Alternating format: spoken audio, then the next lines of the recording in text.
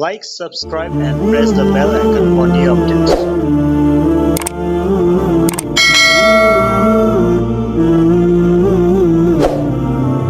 नहमदुहु व नुसल्ली व नुसल्लिमु अला रसूलिहिल करीम अम्मा बाद फ़ाऊज़ु बिल्लाहि मिनश शैतानिर रजीम बिस्मिल्लाहिर रहमानिर रहीम व अनिहकुम बैनहुम बिमा अंज़लल्लाहु वला तत्तबि अहवाअहुम वहज़रहुम अन यफ्तिनूका अन बअज़ि मा अंज़लल्लाहु इलैक फ़इन तवल्लव फ़अलम अन्नमा युरीदुल्लाहु अन युसीबहुम बिबअज़ि ज़ुनूबिहिम व इन्न कसीरम मिनन नासि लफ़ासिकून अफ़हुक्मुल जाहिलिय्यति यबग़ून व मन अहसनु मिनल्लाहि हुक्मन लिक़ौमिन युक़िनून या अय्युहल्लज़ीना आमनू ला तत्तखिज़ुल यहूदा वन नसारा औलिया बाज़ुहुम औलियाउ बाज़ व मन यतवल्लहुम मिनकुम फ़इन्नहु मिनहुम इन्नल्लाहा ला यहदिल क़ौमज़ ज़ालिमीन सदक़ल्लाहुल अज़ीम। अल्लाहुम्मा सल्लि अला सय्यिदिना व मौलाना मुहम्मदिन व अला आलि सय्यिदिना व मौलाना मुहम्मदिन व बारिक व सल्लिम सुम्मा सल्लि अलैहि। कल के दरस के अंदर और माक़बल के 3 दरसों के ख़ुलासा यही है कि तीनों इस रुकू के अंदर 3 किताबों का हुक्म बयान हुआ, तौरात का, इंजील का, कुरान का। तौरात की भी सिफ़ात, इंजील की भी सिफ़ात और कुरान की भी कल आपने सिफ़ात सुनी। जो कुरान पिछली किताबों की हिफाजत भी करता है और अपना हुक्म बयान भी करता है। फिर फरमाया कि हमने हर उम्मत को एक अलग तरीक़ा, एक अलग दीन, एक अलग रास्ता दे दिया। अकायद सब के वही हैं, फुरुई अहकाम हर उम्मत के वो अलग अलग होते चले गए। ये बिल्कुल ऐसी है जैसे हमारे यहाँ फुक़हा का इख्तिलाफ है ना। इमाम शाफ़ी रहमतुल्लाह, इमाम अहमद इब्न हम्बल, इमाम मालिक रहमतुल्लाह, इमाम अबू हनीफ़ा रहमतुल्लाह अलैह, हर इमाम के मानने वाले क्या हैं दुनिया में मौजूद हैं। इन चारों अइम्मा का अकायद के मामले में कोई इख्तिलाफ नहीं। अकीदा तौहीद, अकीदा रिसालत, अकीदा आखिरत, कुरान के अल्लाह के कलाम होने में, कुरानी अहकामात के नस होने में, हुज्जत होने में, हदीस की दलील होने में, यानी जो बड़े अहकामात कुरान अकायद हैं सब इमामों के नज़दीक मुत्तफ़क़ अलैह हैं। इख्तिलाफ जो है कि कुरान में एक हुक्म मौजूद नहीं, हदीस एक हुक्म को, एक कानून को बयान करती है। उस कानून को सामने रखकर उस हदीस को किस सूरत पर मामूल करना है, हर इमाम ने अपने अपने समझ, अपने अपने इल्म के मुताबिक इज्तिहाद किया। किसी ने उससे हुक्म क्या निकाला, किसी ने दूसरा निकाला। अब हर इमाम ने जो हुक्म निकाला अपना इज्तिहाद किया, अपनी कोशिश मुकम्मल की। अब हर इमाम के मानने वाले की ज़रूरी है कि आप अपने उस इमाम के ऊपर एतमाद करते हुए उसके दीन, उसके उस कौल के ऊपर अमल करें। अगर गलती भी हुई तो इंशाअल्लाह इस बंदे से कोई सवाल ना इमाम से सवाल होगा, क्योंकि आलिमुल गैब तो है, नबी तो है नहीं। उसने कोशिश की, बस कोशिश का अजर भी अल्लाह उसको अता करेंगे। तो यही होता था पहले इस आसमानी जो है मज़ाहिब के अंदर। ये जो हमारे बाज़ हज़रात जाते हैं हज करने के लिए, उम्रा करने के लिए सऊदी अरब के अंदर, फिर वहाँ से एक नया सवाल लेकर आते हैं। सवाल क्या होता है कि भाई हम सऊदी अरब गए थे, मक्का गए थे, मदीना गए थे, वहाँ लोग नमाज में रफ़ा यदैन करते हैं, आमीन बिल जार कहते हैं, फातिहा खल्फल इमाम पढ़ते हैं। तो आप तो ऐसा हमारे यहाँ ऐसा क्यों नहीं होता भाई? असल दीन का मरकज़ तो वो है। तो मैंने बतलाया कि सऊदी अरब के जो उलमा हैं और सऊदी अरब जो हुकूमत है इस वक्त आले सऊद, ये इमाम अहमद इब्न हम्बल रहमतुल्लाह अलैह के मुक़ल्लिद हैं। वो अपने इमाम को फॉलो करते हैं। आज से कुछ अरसा कबल हरम शरीफ के अंदर, बैतुल्लाह के अंदर 4 मुसल्ले लगा करते थे। चारों, क्योंकि हर तरफ जिस तरफ मसल्ला लगा दे वो काबा की तरफ ही मुंह बनता था। हनफी इमाम का, शाफी इमाम का, मालिकी इमाम का, हम्बली इमाम का। लेकिन फिर बाद में इख्तिलाफ की वजह से फिर लोग इंतज़ार करते हुए अब हनफी की नमाज़ हो रही है, ये एक अच्छा मंजर नहीं जा रहा था। उन्होंने फिर एक इमाम के पीछे मुत्तफ़क़ कर दिया। वो अपने इमाम साहब, अपने आम इमाम अहमद इब्न हंबल रहमतुल्लाह को फॉलो करते हुए नमाज़ पढ़ाता है। तो हम चूँकि इमाम अबू हनीफा रहमतुल्लाह के मुक़ल्लिद हैं, तो आप अगर वहाँ पर जो लोग जाते हैं वहाँ वो जो वितर की नमाज़ पढ़ते हैं इमाम अहमद इब्न हंबल रहमतुल्लाह के तरीक़े के मुताबिक, तो हनफी इमाम के लिए हम्बली इमाम के पीछे वितर की नमाज जमात के पास साथ पढ़ना जायज़ नहीं है, क्योंकि हमारे इमाम साहब के नज़दीक 3 रखते हैं, वो 1 रकत पढ़ते हैं। तरावी के अंदर अगर तरावी पढ़ें पूरी पढ़ें, जब वितर की जमात करने लगे पीछे हो जाएं, अपने अलग वितर पढ़ना चाहिए। इसी तरह बाकी जो तरीका वो नमाज का है, जो मसाइल का है, वो अपने इमाम की पैरवी कर रहे हैं, हम अपने इमाम की, वो इंशाअल्लाह वो भी दुरुस्त है, हम भी दुरुस्त हैं, दोनों ने अपने इमामों पर एतबार किया। तो बात एक और तरह चल, लेकिन मैंने एक ज़हन में बात आई तो बतला दिया। ये इसमें कोई ऐसा इख्तलाफ, अकीदे का इख्तलाफ इंशाअल्लाह आपको नहीं मिलेगा। अकीदे का जो इस तरह वो भी तौहीद के सुन्नत की अहमियत देते हैं, इस तरह हम भी सुन्नत और अकीद तौहीद की अहमियत देते हैं। फुरूई मसाइल में अइम्मा का इख्तलाफ है, तो ये मसाइल फरमाए चलते रहते हैं। अब कुरान आ चुका, अब इस कुरान पर अमल करने की बारी आ चुकी। अब जो कुरान के उतारे हुए नाजिल किए हुए हुक्मों को नहीं मानेगा, इसके मुताबिक फ़ैसला नहीं करेगा, तो ऐसे बंदे के लिए अल्लाह रब्बुल इज़्ज़त ने हुक्म नाजिल कर दिया।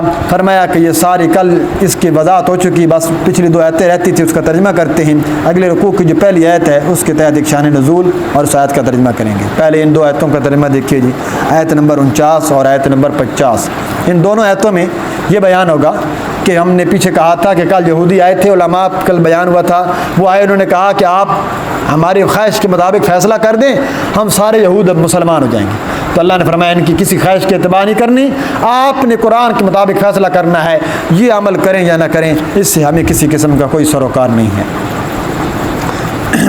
फरमाया वानिहकुम बैनहुम बिमा अंज़लल्लाहु, और ये भी हुक्म फरमाया अल्लाह ने कि हुक्म कीजिए आप उन मुनाफिकीन की जमात के अंदर, उन यहूदी जमात के अंदर, बिमा अंज़लल्लाहु, जो नाजिल किया है अल्लाह ने आप सल्लल्लाहु अलैहि वसल्लम पर, जो किताब उतारी है हमने आपके ऊपर, उस किताब के ज़रिए आप इनके दरमियान फ़ैसला कर दीजिए। वला तत्तबि अहवाअहुम, और मत इत्तिबा कीजिए, मत पैरवी कीजिए आप उनकी ख्वाहिशात की। वहज़रहुम, बचते रहिए आप ऐसी जमात से, आप इनसे अपने आप को बचा कर रखिए, इनके अज़ैम बड़े ख़तरनाक हैं। वहज़रहुम, मेरे महबूब पैगम्बर, बचते रहिए आप उन जमात से, इस बात से कि यफ्तिनू का, ये कि आपको फितने में न डाल दें, अम बाज़ि मा अंज़लल्लाहु इलैका, बाज़ उस हिस्से से जो अल्लाह ने नाजिल किया है आपकी तरफ, जो कुरान का फ़ैसला खुदा ने नाजिल कर दिया, उस फ़ैसले से आपको इन्हिराफ न कर दें, आप इनकी बातों की परवाह न कीजिएगा। फ़इन तवल्लऊ, बस अगर वो लोग फिर जाएं हुक्म आ जाने के बाद, जान चुकने के बाद कि अल्लाह का हुक्म गालिब हो चुका, हर हाल में फ़ैसला यही होगा, फ़ालम, तो जान लीजिए, यकीन कीजिए, अन्नमा युरीदुल्लाहु, ये कि इरादा करता है अल्लाह, चाहते हैं अल्लाह की ज़ात, अन युसीबहुम बिबाज़ि ज़ुनूबिहिम, के पहुँचा देवे उनको कोई मुसीबत, पहुँचा देवे उनको कोई रंज, पहुँचा देवे उनको किसी किस्म की तकलीफ़, बदले बाज़ उनके उन गुनाहों के सबब जो गुनाह वो किया करते थे। व इन्न कसीरम मिनन्नासि लफ़ासिकून, और बेशक बहुत सारे लोग लफ़ासिकून, नफ़रमान हो चुके हैं, अल्लाह की फरमा बरदारी से निकल चुके हैं। अफ़ हुक्मुल जाहिलियत यबगूना, बस फ़ैसला जाहिल लोगों का, बस फ़ैसला उस जमात का ये चाहते हैं जो कुफ़र के वक़्त, यबगूना, उनकी ये ख्वाहिश है कि हमारे हक़ के अंदर फ़ैसला कर दिया जाए, ये एक जाहिलियत वाला कौल है।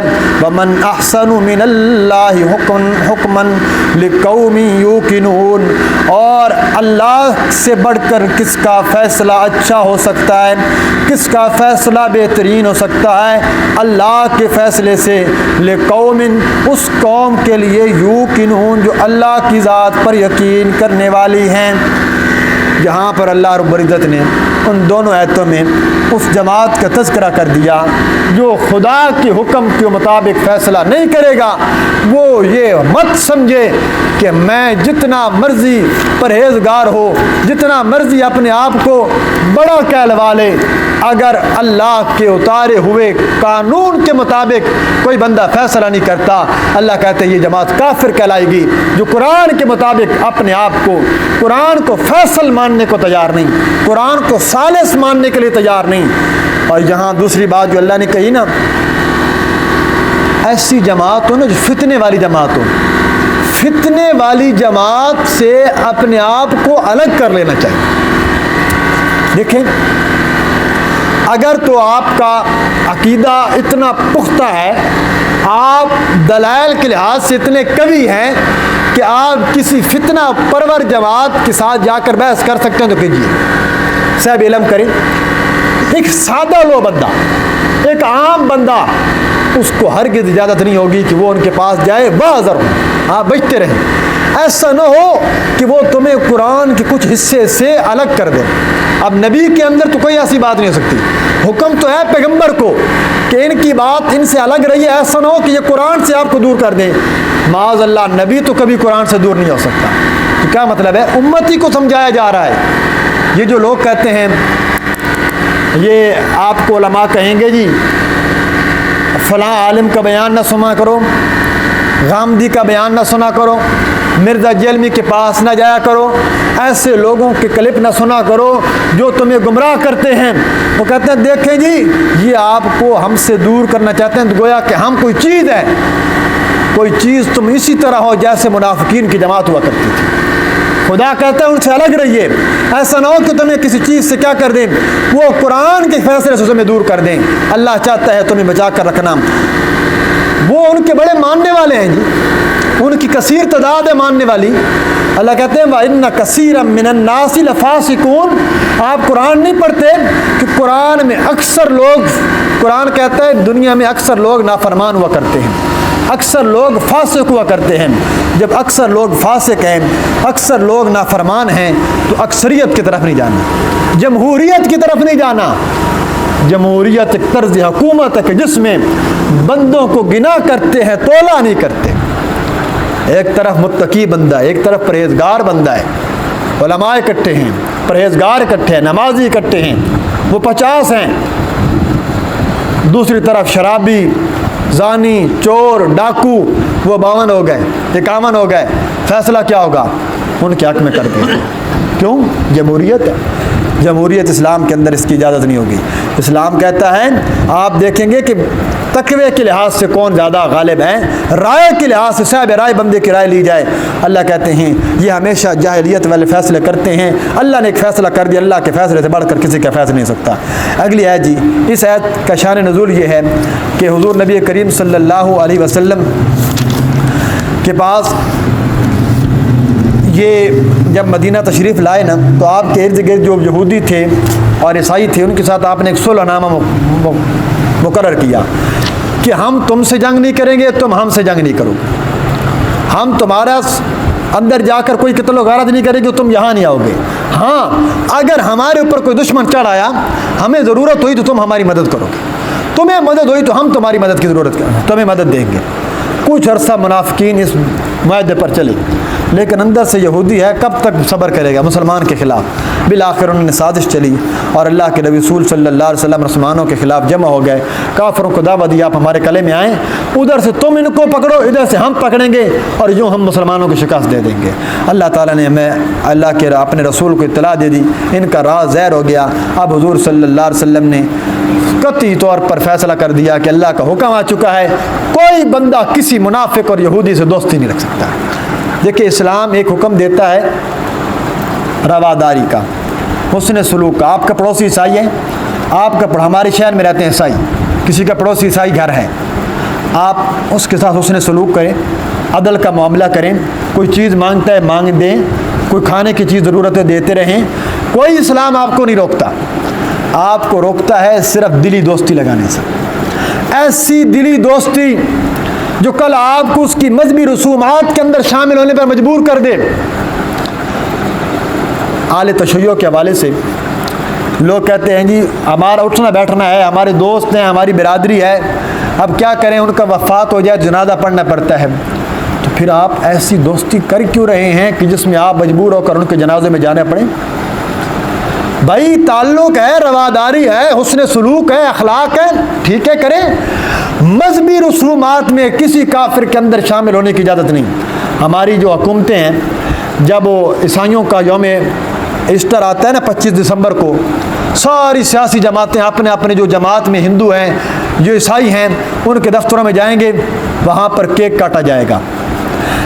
किसी ईसाई, किसी यहूदी, किसी काफिर की मजहबी रस्म में शरीक होना हराम, कबीरा गुनाह और नाजायज़ है। बिल्कुल इसकी कतअन इजाज़त नहीं। अल्लाह के बंदों, उनका सलाम का जवाब आप नहीं दे सकते, आप उनकी रस्मों में शरीक होते हैं। किसी किस्म की रस्म, हाँ पड़ोसी ईसाई है, यहूदी है, फौत हो गया, अब ज़ाहिर बात है पड़ोस है, अब आप ताज़ियत कर सकते हैं। ताज़ियत का तरीका क्या होगा? भाई आपका नुकसान हुआ, आपका बंदा चला गया, तो अल्लाह आपको सब्र दे।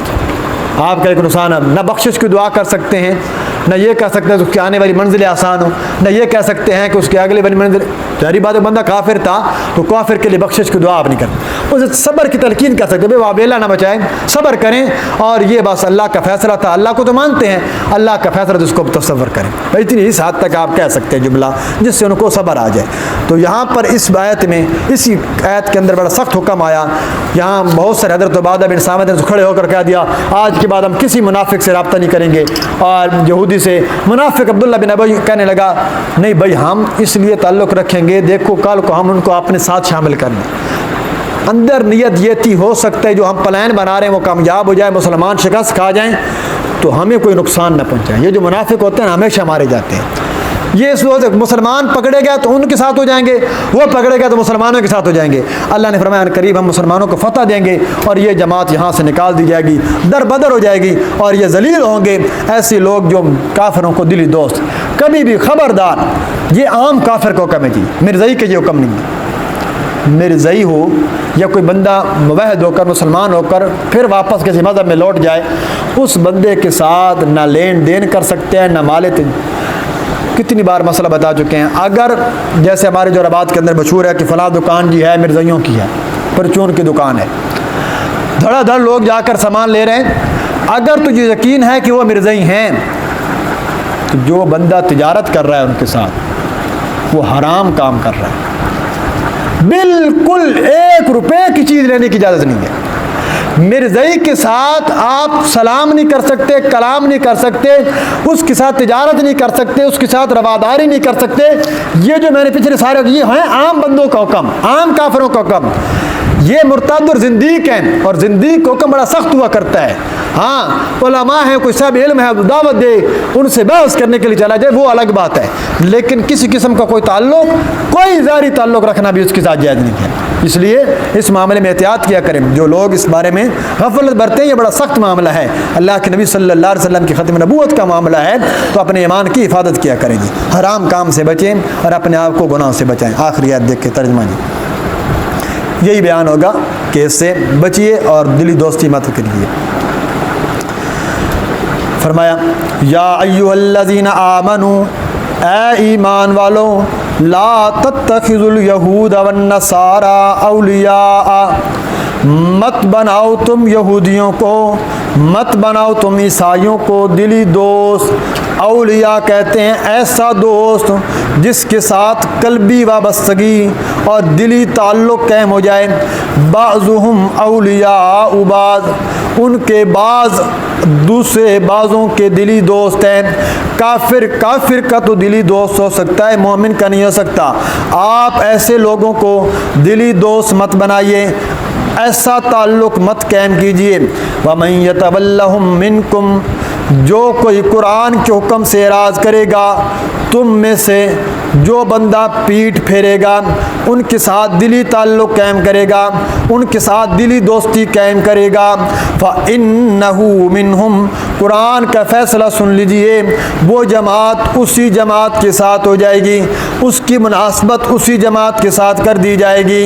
इन्नल्लाह ला यहदिल कौमज़्ज़ालिमीन, बेशक अल्लाह ताला की ज़ात नहीं हिदायत देता ऐसी कौम को जो जुल्म करने वाली है, नुकसान करने वाली है, जालिम कौम के साथ ताल्लुक़ रखने वाली है। अल्लाह ऐसी जमात को कभी भी उनको इस बात की ऊपर हिदायत नहीं देता। यहूदियों ईसाइयों को दिली दोस्त न बनाओ, अल कुफ्र मिल्लतुन वाहिदा, काफिर आपस में तो दोस्त हो सकते हैं, आप दुनिया इर्द से इधर से उधर हो सकती है, पहाड़ अपनी जगह से हिल सकते हैं, ऐसा नहीं हो सकता कि कोई काफिर मुसलमान का दिल से खैर खा हो जाए, कभी भी नहीं। अगर आपके साथ चल रहे हैं, कुफार ममालिक आपका तामुन कर रहे हैं, तो उसमें कोई उनका अपना मकसद होगा, कोई अपना हदफ होगा जो पूरा करना चाहते हैं। अगर ना ये हो ही नहीं सकता, हालिया मिसाल ले लें, मसलन चाइना है, चाइना जी, पाकिस्तान में सी पैक मनसूबा बड़ी कामयाबी से चल रहा है जी, ठीक है, इनके साथ जहाँ तक हो सके इंसान रवादारी के साथ चले, ये आलमी सतह के ताल्लुकात होते हैं। लेकिन मेरे नबी की हदीस है, फरमाया कि ऐसी कौम छोटे कद वाली जिनके आंखें धसी होंगी, नाक चिपटे हुए होंगे, याजूज माजूज की तरह बड़ी कसीर तादाद में होगी, इनको छेड़ना नहीं है, यानी इनसे ज़बरदस्ती जंग करने की ज़रूरत नहीं है, ठीक है, जहाँ तक चलता है। लेकिन अगर जंग पड़ी तो फिर सरेआम जंग लड़नी है, ये मुसलमानों को नुकसान भी बड़ा पहुँचाएंगे। इस वक्त अमेरिका में और पूरी दुनिया की ईसाई रियासतों में कहीं पर भी मुसलमानों पर इतना जुल्म नहीं हो रहा जितना खुद चाइना में हो रहा है। अब दिल ज़ाहिरन कितना मतलब पाकिस्तान का दोस्त बनता है। चाइना में आज़ान देने पर पाबंदी है, सरेआम आप नमाज नहीं पढ़ सकते, कोई दफ्तर कार कोई इस्लामी मुलाजिम है उसको नमाज की इजाज़त नहीं है, कुरान की इजाज़त नहीं है। ये बुद्ध मत जितने भी मज़हब है ना, रूस खुदा के वजूद का मुनकर है, वहाँ भी इस तरह है। तो ये आलमी सुपर पावर होने के दावा तो करते हैं, इनसे अमेरिका 1000 गुना बेहतर है। क्यों? आप वहाँ पर उनके रोड पर खड़े होकर अजान देकर जमात करने हैं, पुलिस आपके साथ खड़ी होगी, आपका हाथ भी नहीं लगाएगी, आपको सरेआम इस्लाम की इजाज़त है। आप उनके किसी पुलिस अफसर को पकड़े और इस्लाम की दावत देना शुरू कर दें, वो आपको रोकेगा भी नहीं। इसके मुकाबले में ये जो मुल्क है ना, ये इस्लाम के खिलाफ बड़े मुतासिब है। क्यों? इसलिए कुरान हमारे सबक में गुजरा था, मैंने वहाँ भी बताया था, ग़ालिबन सूरह आल इमरान के अंदर, कि अल्लाह ने फरमाया कि ये जो ईसाई है ना, ये दूसरे काफिरों की बनिस्बत मुसलमानों के साथ ज़रा ज़्यादा नरम दिल है। तो ये इस्लाम जहाँ ज़्यादा फैल रहा है, ईसाई रास्तों में ज़्यादा फैल रहा है। तो यहाँ पर इस मामले में जहाँ मुसलमानों को जहाँ जुल्म हो, वहाँ से हिजरत करना फ़र्ज हो जाता है। और दूसरी बात अल्लाह कहते हैं, जो बंदा इससे फिरेगा तो अल्लाह जो उनके साथ बैठेगा, दिली दोस्ती करेगा, उसको भी उसी बंदे के साथ जोड़ा जाएगा। ऐसे हर बंदे से अपने बारात के ऐलान कीजिए, अपने आप को। अगर आपका शुबा किसी बंदे से पड़ रहा है, भाई फलां बंदा आपके पास आता है, तो आप उससे अपनी बारात का ऐलान करें, भाई मेरा उससे कोई ताल्लुक़ नहीं है। एक बंदा जो मिर्ज़ाइयों के साथ बैठता हो, एक बंदा जो काफिरों के साथ बैठता हो, हंसता बैठता उनके साथ, अब देखना तो ये कहेगा ये तो क्या हो गया भाई, ये तो उसी तरह का हो गया है। हमारी जो सुराना से बात हुई ना, तो मैंने उससे यही कहा कि भाई देखें, ज़रूरी नहीं कि बंदा बारात करने के लिए मुजरिम हो, बंदा मुजरिम नहीं होता, लेकिन कोई ऐसा अमल होता है जो लोगों को शुबे में डाल देता है। आपके पास एक बंदा अगर आता है, उसके ऊपर इल्ज़ाम है कि वो निर्दयी है, तो आप उससे अपन बारात का ऐलान क्यों नहीं करते? आप उससे अलग हो जाए, ये कुरान का फैसला है। लिहाजा अपनी बारात वहाँ करनी पड़ती है जहाँ पर शुबा पड़ जाए। इसलिए मेरे नबी ने इत्तकू मवाज़ या तोहमत वाली जगहों से भी बचा करो, जहाँ ख़तरा हो कि मेरी इज़्ज़त दागदार हो जाएगी, मेरा दीन दागदार हो जाएगा। हर ऐसी महफिल से बच जाओ ताकि तुम्हारी इज़्ज़त, तुम्हारा दीन महफूज रह सके। वरना जो किसी कौम के साथ दिली ताल्लुक़ रखेगा, मेरे नबी ने फरमाया, मन तशब्बा बिक़ौमिन फहुवा मिनहुम, जिसने किसी कौम से मोहब्बत की, वो कल क़यामत के दिन उसी कौम के साथ उठाया जाएगा। और कितना बुरा अंजाम होगा। अल्लाह ताला सब की हिफाजत फरमाए। अल्लाह ताला में सही मानों में कुरान और सुन्नत पर अमल की तौफीक